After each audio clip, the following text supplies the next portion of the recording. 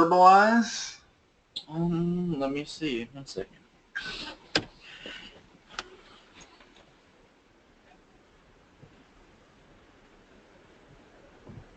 Usually algebra, unless it involves a graph, even if they want you to graph it, we can do those verbally. But if they show you a graph and they want you to come up with the equation, then you probably need to send a picture to them. Yeah, I have a couple things. Okay. Let's see. We got find the slope of the line that passes through 3, 5 and -6, 3. -6, 3? Yeah. Okay, what's the definition of slope?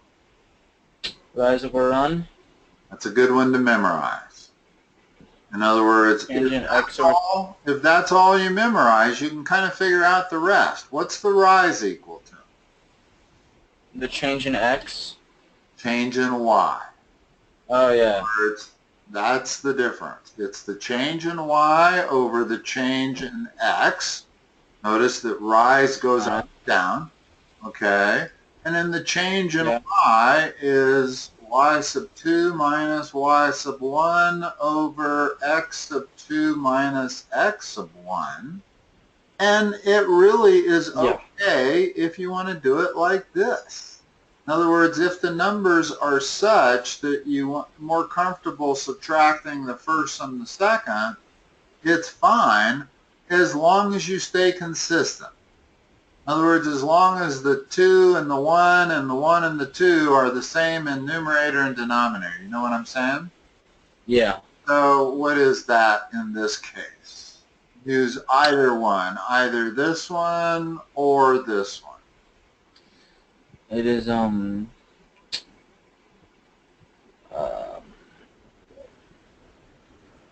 Notice it's a little better to use this one, right? Yeah. Well, because 5 minus 3 is a positive number. 3 minus 5 is a negative number. So what's 5 minus 3? Yeah. It's 2. And in the bottom, you got to go the same way. So it's got to be 3 minus a minus 6. What's that? Is that 3 plus 6? What's that? Isn't that just 3 plus 6? Yeah. So this ends up being 2 over 9. That's your slope. All right. Okay. What else you got? Let's see.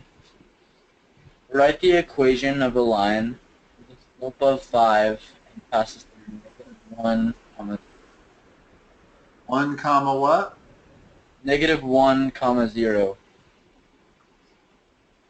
Okay. Slope of 5. So I'm guessing the only thing they've really taught you is the slope-intercept format. Y equal mx plus b? Yes. Okay. They have not taught you point slope, correct? Yeah, they have not. Okay. This is slope-intercept. Well, how much of this can we fill in? I can certainly fill in the slope, which is m. Y. So I got that much of it. Whoops, excuse me. I didn't mean to put 5 over there. I meant b. Yeah. Now, how do we solve for b? In other words, we want our final equation to be y equal 5x plus some number.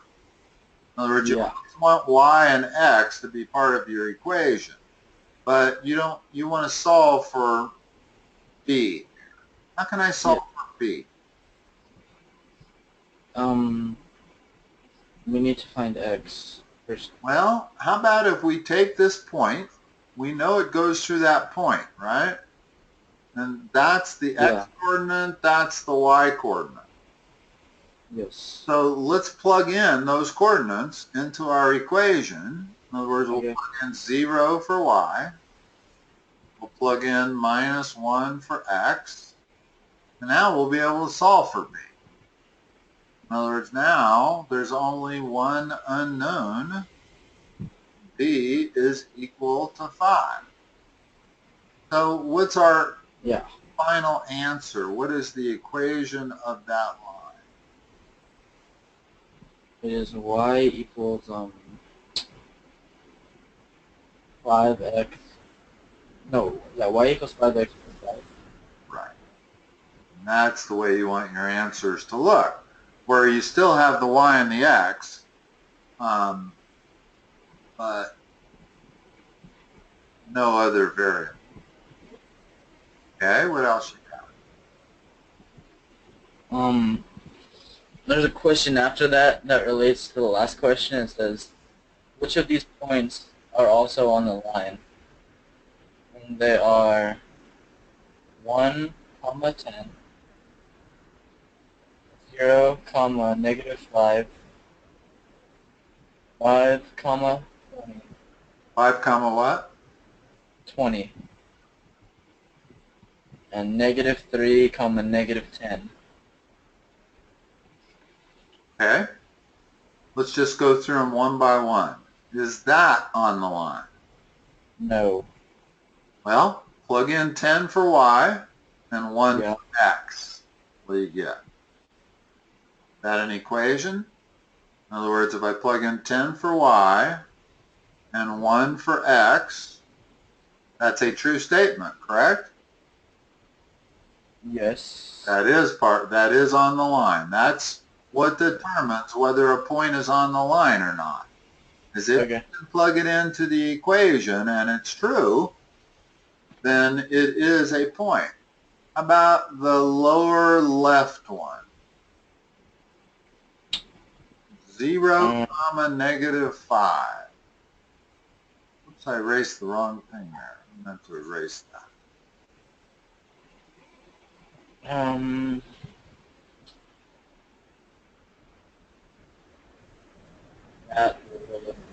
That would work. Now, if I plug in -5 for y and 0, well, that crosses that term out, but -5 is not equal to +5. So, no for that. About 5, 20. Yes. Plug it in. Plug in each one and see if you still have an equation. That's not true. 5 times 5 is 25. Add 5 is 30. 20 does not equal 30. That's not true. And finally, let's try the last one. And the only way you can really determine this is to actually plug them in. It really doesn't make sense to try to do these in your head. Okay? In other words, occasionally you'll be able to do them in your head, but it's so easy to make a mistake. Is that a true statement that I just wrote? Yes. Yes, exactly. So that was true, and 1, 10 were true. Okay, what else you got?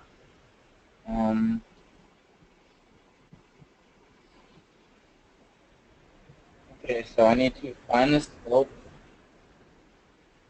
from the equation 2x minus 3y. When you say stuff to me, that kind of tails off at the end. I don't know if you point your mouth away from the microphone or not, but I didn't quite catch that. What's the... Okay. It says graph the following equation in slope-intercept form. Okay. And it is 2x minus 3y equals 6. Okay, cool. And I need to find the slope first. Yeah, well, first of all, let's write slope-intercept form first. That's slope-intercept. Okay. Okay? And so what we need to do is to put that equation into this form. Okay. Well, how do I do that? In other words, I got to solve this for y. That's what I have to do. Okay. First step needed to solve it for y.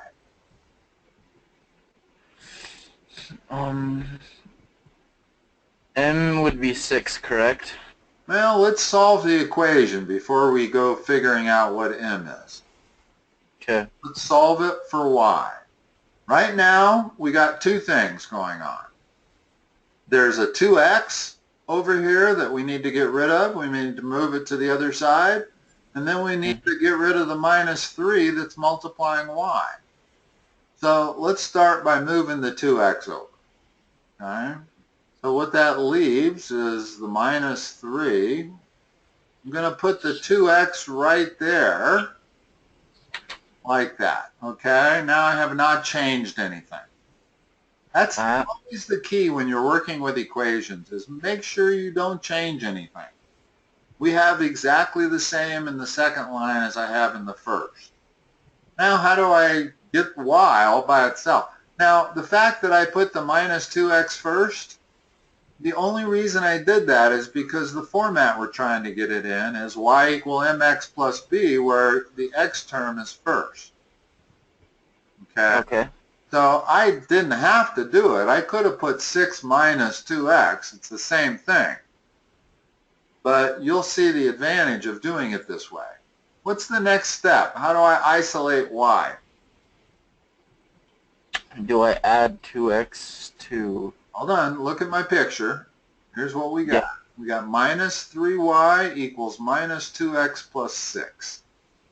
Yes. Well, what's happening to the y? What is there that I don't want? In other words, I want my final answer to say y equals something, right? Yeah. Okay, well, there's a minus 3 that's multiplying the y right now. Okay, so would we divide it all by negative 3? You got it.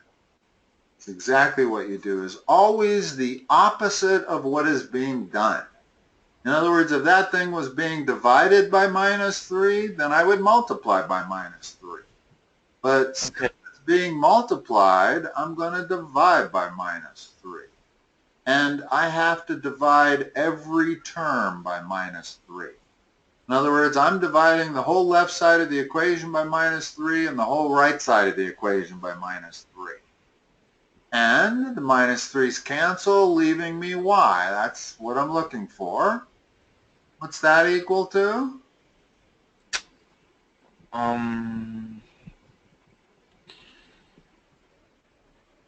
2/3 x. In other words, those two minus signs cancel one another. Okay. And minus 2. 6 divided by minus 3 is minus 2. So here's our answer. One thing, let's just talk about a second. Minus 2 over 3 is the same as 2 over minus 3, and both of them are the same as minus 2/3. Okay, this isn't always clear to everybody. Okay. But that's why this minus 2x over minus 3 comes down to 2 over 3x. Because the minus signs become a positive, and I can separate that fraction. In other words, 2/3 x is the same as 2x over 3. Also the same as minus 2x over minus 3. Those are all the same. But they want it in slope-intercept format. So we'd rather our m be separate from the x. And so I put it separate as a fraction, 2/3. Okay? What else you got? I need to find the x and y intercepts of that. That same equation? Yeah, y equals 2/3 x minus 2.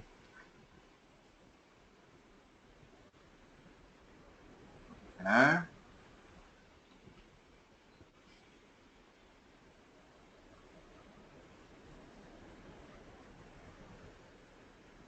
Y and X-intercepts. Yes. What's the X value when that line, I've got a straight line here, okay? It either looks like this or this or this or something, but it's a straight line. Yeah. Okay? which means it's going to go through the x-axis and the y-axis somewhere. Mhm. Well, when it goes through the y-axis, what is the x value equal to?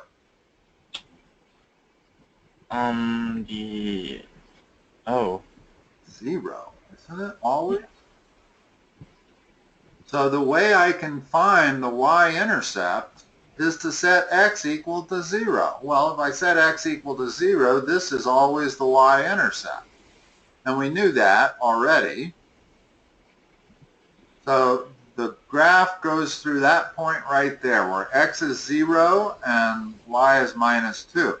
Now finding the x-intercept, what is y when we're on the x-intercept? Y would be By exactly the same logic. In other words, when you're on the x-intercept, what's y equal to? 0. yes. Okay. And then So over now I got to solve this equation.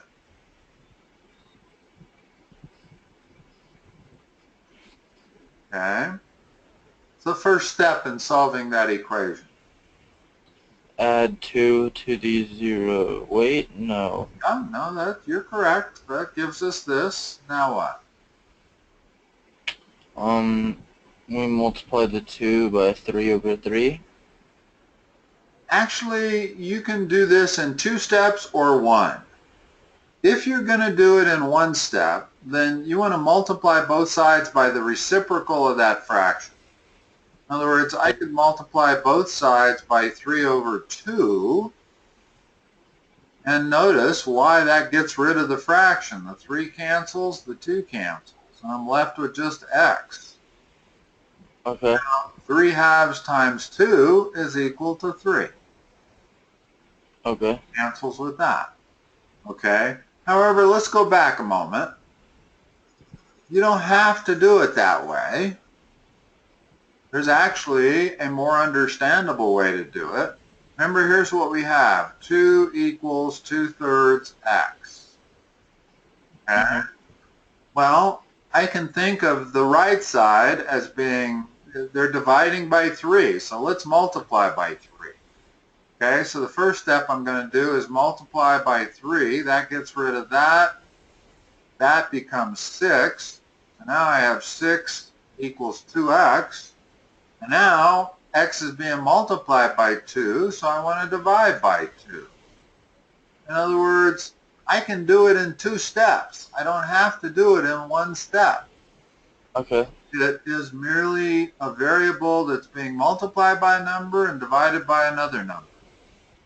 After you do these a few times, you're going to want to do them in as short of steps as possible, and you realize quickly that the best way to do this problem is just to always multiply both sides by the reciprocal of the fraction. Notice that's both steps combined in 1. That's multiplying by 3 and dividing by 2. And so that's usually the way we do it. But let's see, what do we get? We got x is equal to 3. So that point is on the curve. Now, any 2 points describe a straight line. So if I draw a straight line between my 2 points, there's the graph of that equation. And you'll notice that it does have a slope of 2/3. I mean, that looks right. And it has a y-intercept of -2. Okay. Okay? Most important thing to remember about these questions when they ask you for both the x and the y-intercept is that the y-intercept always comes when x is 0 and the x-intercept always comes when y is 0. The way you solve for them is just substitute.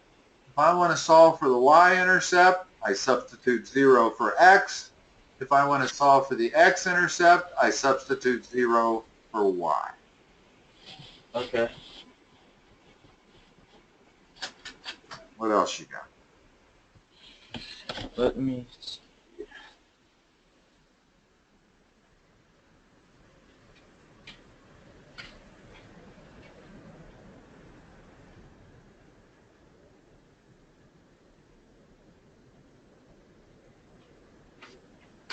Question.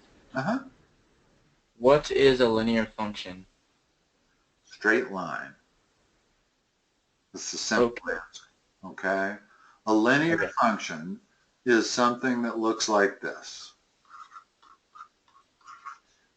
The power of the x is to the 1 power only, and there's always a y in it. Now, it isn't always arranged like this. I could write that function like this, right? Still a linear function. Okay. But basically, linear function means it's going to end up being a straight line. Okay. And it doesn't always have to look like that. In other words, y equals 6 is a straight line. It's a horizontal line going through that right there. And if I have a vertical line, say x equals 3, that's a straight line going through the x-coordinate of 3. So the equations of lines don't always look exactly like y equal mx plus b. In extreme cases where you have vertical or horizontal lines, it's merely that for the horizontal and that for the vertical. That's a good thing to remember also. Okay. All right, what else? In other words, here, if I had this, that's not linear. That's a parabola. That's a curved line like that. Okay?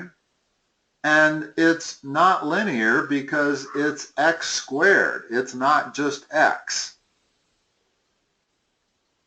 All right, what else? Let me look.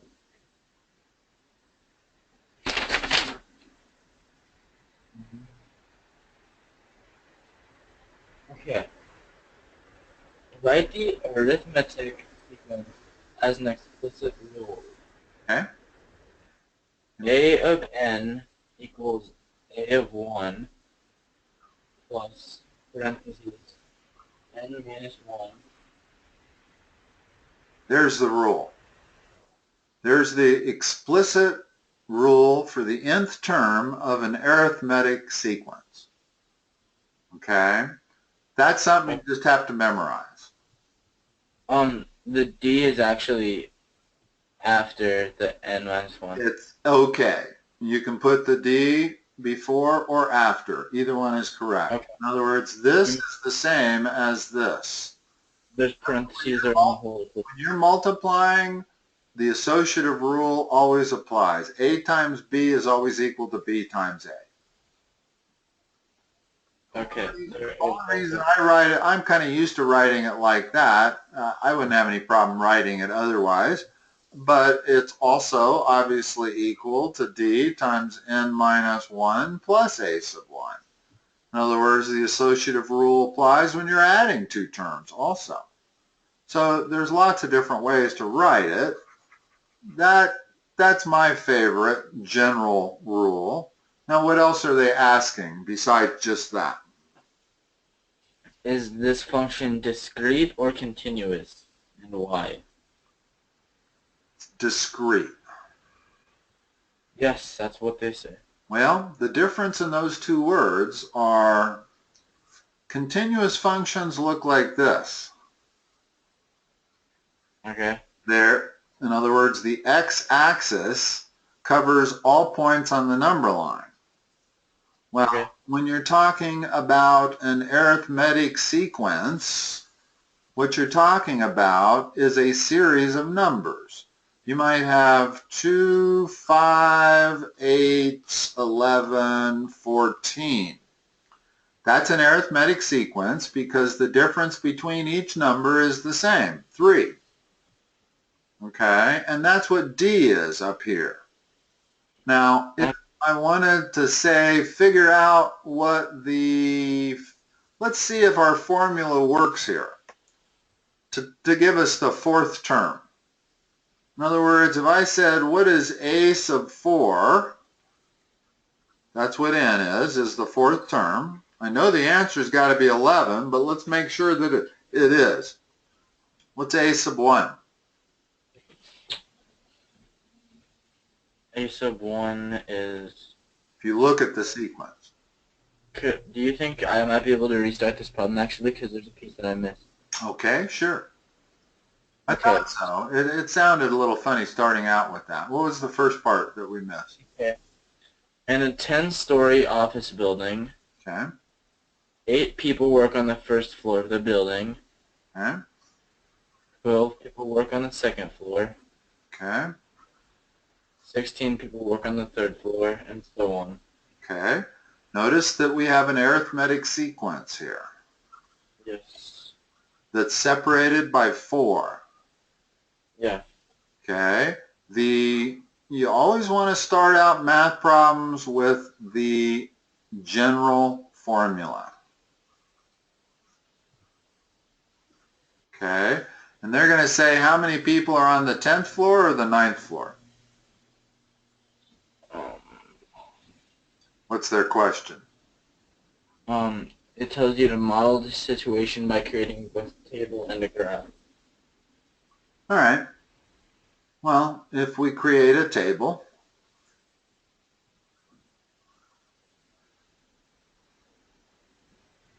of the floor versus the number of people,